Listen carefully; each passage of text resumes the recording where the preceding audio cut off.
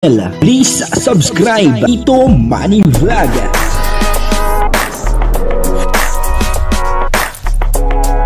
Payagan po si Tito Manny Vlog na mag-reactor.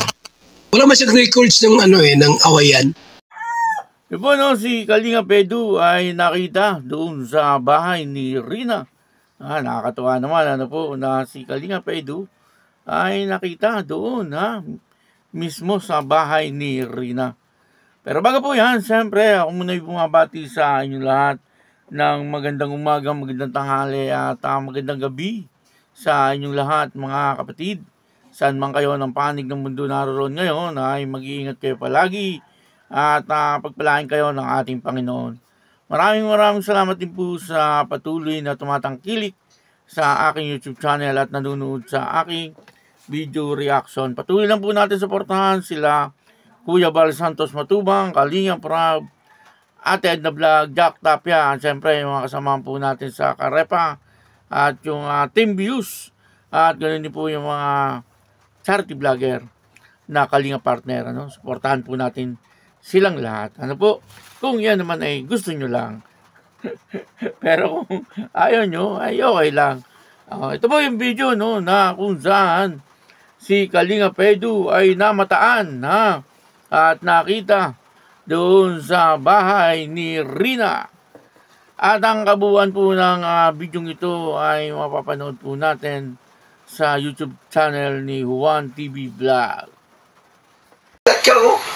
Uy! Kilala mo yan? Grabe, Kuya Edo po yan eh. Ay, punta, kausapin natin. Sige. Ha? Ay, bawal kausapin si Kuya Edo. Si Edo lang. Eds! Kuya Edo! Kamusta ka na? Kawawa ako. Ay, grabe si Edo. Kuya Edo, di pa tayo nagkikita ngayon 2025. Busy po. Ay, grabe ni Eds. Mga ngiti ni Boss Eds. Iba ang ngiti ni Boss Eds pag si Rina kasama. Gwapo Kuya Edo ko. Ayan. Nandito pa sa iba. So guys, ayan po. Normal man yan sa bahay ato na siyempre, gagawin nito, plywood yan. Nagkakaano talaga yan. Sinagana po. Nag-iba-iba, nag-ano tawag ito, nagpapatsa-patsa po ano. Ayan nakita namin guys, ang kusina, okay naman ang kusina. Lamigan o ulan. Malinis. Tayo malinis tayo.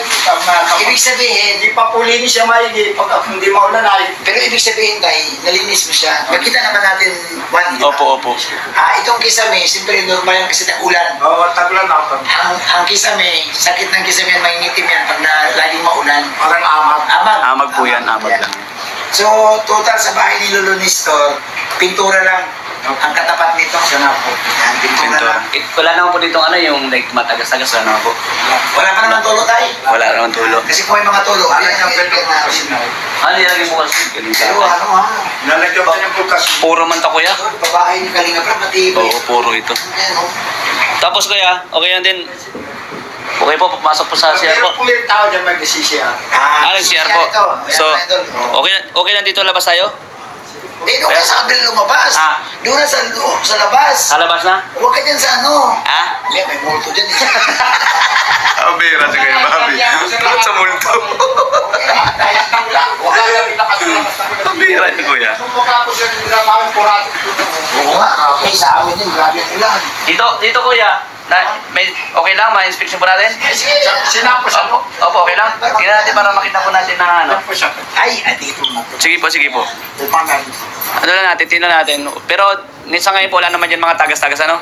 Ay, wala. Wala naman. Sige, Kuya. Sige, wala po. Tingnan natin, Kuya. Sabi ko, Hala, Lulstar. Hala, walang ilaw. Okay lang po. Ay, ginagalaw po yan. Pag mahulog po kayo, Huwag na tayo, huwag nang ilawan. Kita naman Kita man po. Okay naman. Igaling sa kwit. So, ano tingin mo dyan, Juan? Anong nakita mo? Okay, span man. Okay naman po, Pero, Kuya. tanongin mo si Lolo Nestor, bro, kung wala pang tulog dyan sa Ay, banda. wala tulad. Tinglalagyan ko. Mga amag lang talaga ng kunsa. Opo. Okay naman po. Yan. Ikaw nakakapagpanay dyan. Tayo, ganda pa dito, ano to? Sana. Mato ko naman. Ayan, ito ba kwarto? Wala pa? Ay, Ito ng pinto, guys. Po. Kwarto, ganda. Oh, maayos pa man. Di pa linis yan, Mikey, kasi mawala. Nakakagil ang bilang Mikey. Ang mga waka na pinto matitibay, oh. Tibay. gold. Wala pa rin po sablay, ano? Wala pa rin. Yan. Sulit man kasi Kuya Bobby yung mga Sino yan. po nagpapunta sa inyo, sir, dito? Kalingap Si Kuya Rob po, Boss Rob po. Si Kuya Rob. Yun po, no, ang ating pong thumbnail ay nakita si Kalingap Edu dun sa bahay ni Rina. Totoo naman nakita po, napanood naman po natin yung video.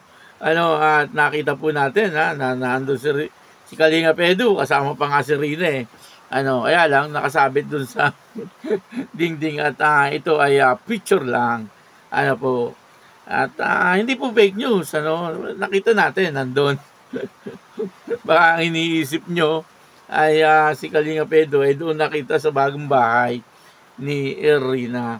Kapag kagano'n, yun po ang fake news.